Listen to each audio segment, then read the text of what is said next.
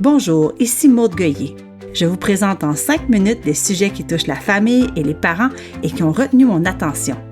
Bienvenue à Famille à la Une.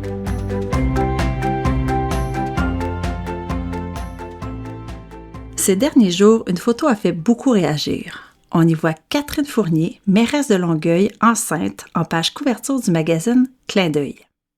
Elle porte un maillot de corps, une robe rouge transparente qui met bien en valeur son joli ventre rond. Une photo assumée, élégante, moderne. Et pourtant, ça a choqué. Pas à cause de ses idées, pas à cause de son travail, mais à cause de son image. On a dit que c'était trop sexy pour une mairesse et imaginez pour une future mère. On ne savait pas si on regardait une politicienne ou une influenceuse, comme si, encore une fois, une femme devait choisir être crédible ou être féminine. Un homme politique qui pose avec assurance, alors on parle de charisme, de leadership. Une femme, on parle de son corps, de ses vêtements, de ce qu'elle projette.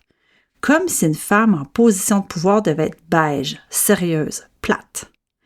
Et ce contrôle du corps des femmes, il ne s'arrête pas à la politique. On le voit très clairement quand une femme est enceinte. Le corps devient soudainement public.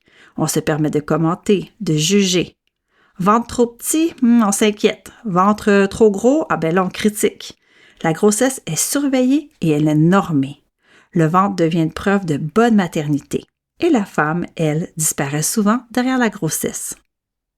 En 2026, il me semble, personne ne devrait dire à une femme comment s'habiller, ni quand elle dirige une ville, ni quand elle porte un enfant.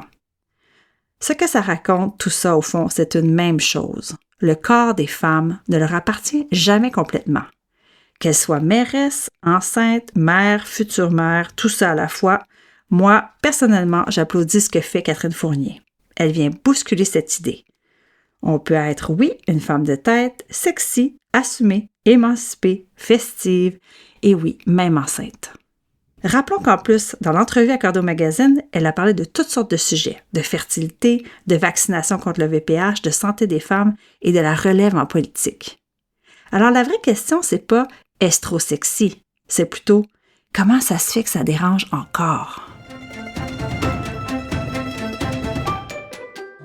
Depuis quelque temps, une tendance gagne du terrain, le « no kids ». Des hôtels sans enfants, des croisières sans enfants et maintenant des trains sans enfants.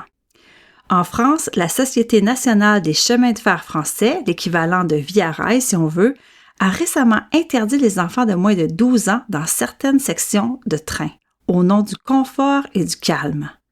Et moi, ça me dérange, parce qu'un train, ce n'est pas un club privé, c'est pas un espace de luxe réservé à une élite, c'est un moyen de transport public. Et les enfants, ils font partie du public. L'argument du bruit revient souvent. Mais soyons honnêtes, des adultes qui parlent fort, qui écoutent des vidéos sans écouteurs, qui envahissent l'espace, on en croise souvent.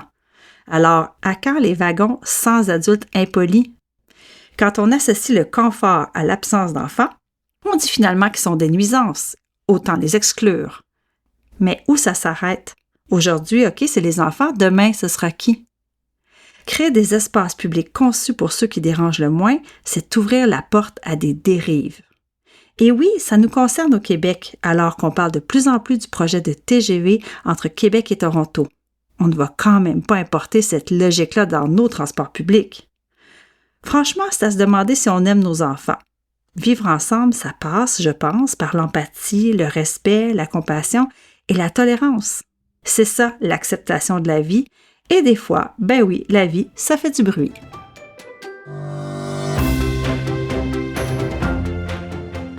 C'est bientôt la Saint-Valentin.